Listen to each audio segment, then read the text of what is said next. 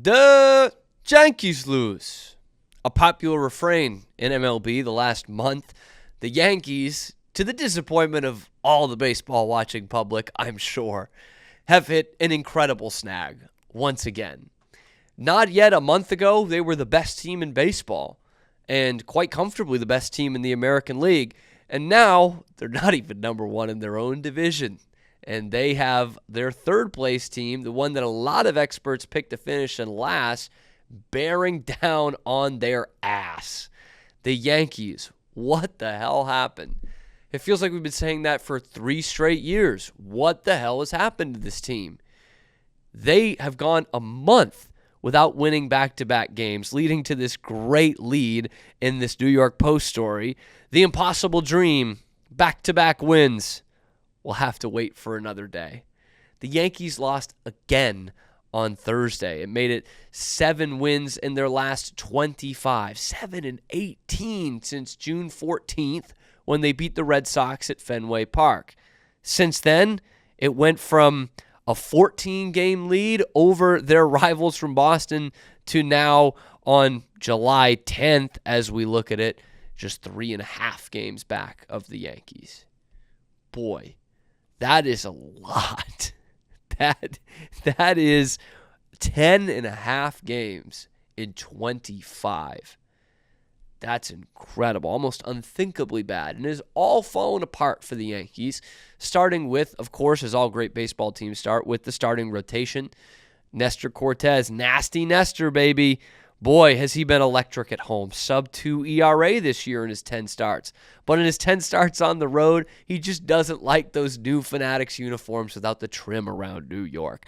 10 starts, 6.60 ERA, a little tribute to Willie Mays there in 50 2/3 innings. He fucking stinks on the road. And it's not from a lack of trying, because I see him sweating through that uniform every single time. He cannot figure it out when he's not playing in the friendly confines of Yankee Stadium. And it has been a trickle-down effect. Aaron Judge has been one of the best players in baseball.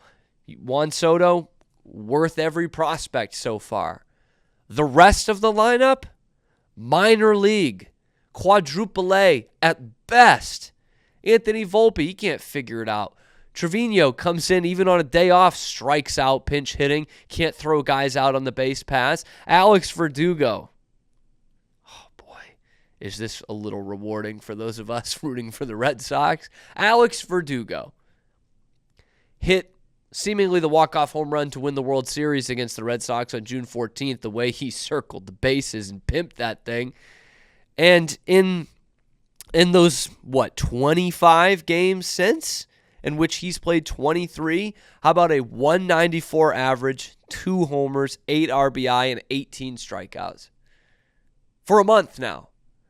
He won his World Series. He hit a home run against the Red Sox. By the way, does one of those 2 homers since June 14th was also against the Red Sox. He pimped that one too. The Yankees lost both series. He's a complete net negative. He doesn't give them anything defensively or offensively.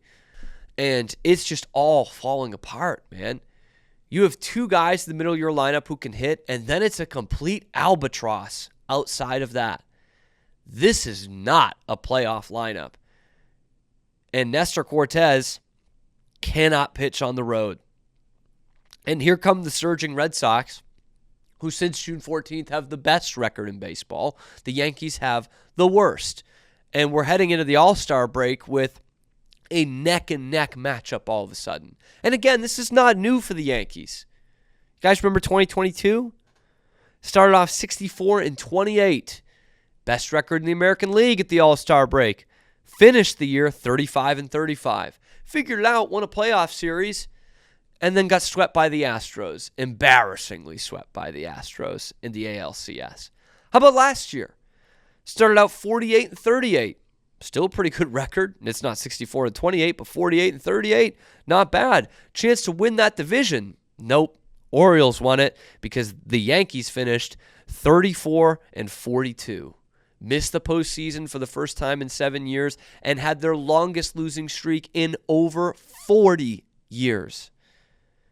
were under 500 as late in the season or later in the season than they had been since 1995. It's something about this second half. These Yankees, they hate it. And so they decided, you know what? Let's get this out of the way even earlier this year. Why wait till the All-Star break to crumble? Why don't we do it a month before that? And again, no one in the American League is shedding any tears. And they are going to have to fight and scratch and claw for their playoff spot. Lineup ain't getting any better. Stan's going to come back, and that's good. He gave you a good start to the season, and typically he gives you about a good 60 to 70% of the season when he's healthy. So you got to wonder when that slump is going to come from him too. Orioles are pretty set. I know they've dropped a few games recently, but they're pretty set at the top of this division. They're going to win the division. Tampa probably has a run left in them, but they're about a 500 team. It's the Red Sox that the Yankees have to worry about because despite some of the last few years, there are other divisions in the American League that are going to have multiple teams in the postseason. The Central could have it. The West certainly will have it. And so it's not just, hey, we're going to have 3 teams from the AL East in this expanded playoff format every year. That might not be the case this year. And if you're the Yankees, if you're Brian Cashman, what else do you do? You need an extra bat. Yeah, you could use 2 or 3 of them, to be honest with you. But we've seen them try renting bats the last few years. Andrew Benintendi, that ring a bell? There ain't great bats out there. And the only great bat that was out there this season, you went and got him. You traded your prospects for Juan Soto. And there's no guarantee that you're going to be able to re-sign him. I know it's crazy. Talking about the number 1 market in baseball, the team that splashes the cash historically more than anyone else. There's no guarantee you're bringing him back next year. If you're Brian Cashman, for all your faults, you've got a team out there on the field. You've got a playoff team out there. You've got potentially a division championship team out there. A potential World Series roster. At least you thought. But a lot of your homegrown guys have not panned out. And that's not just this year. That's the last 6 or 8 years. I'm talking about Clint Frazier and Greg Bird and Miguel Andujar. And maybe Anthony Volpe is the next one in that line. It's still early, but he's certainly showing up like those guys did the last few years in this season. You've got a team out there. It's up to your guys in the clubhouse to figure it the fuck out. And maybe, just maybe, the manager isn't that great. I know, that's nuts. He's been underachieving his whole time as the Yankee manager. And it's crazy in 2024 to think, maybe he's not that good. And I kind of feel bad for Booney. It's not all his fault because there has been roster mismanagement for years on this team.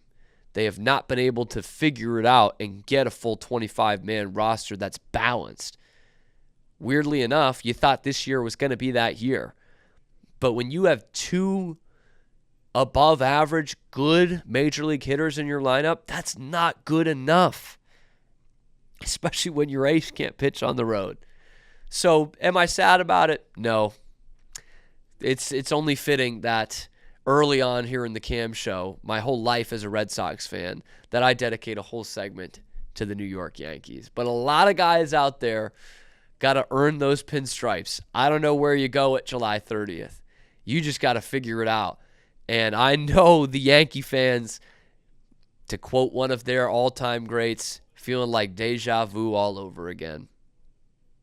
Anyway, I'm not shedding a tear over the Yankees. Coming up, we're going to talk about Kawhi Leonard, whether it's time for him to retire, and then bring in you some guys that only the streets remember. Well, the streets and us. Here on the Cam Show. We are Rogue Media Sports.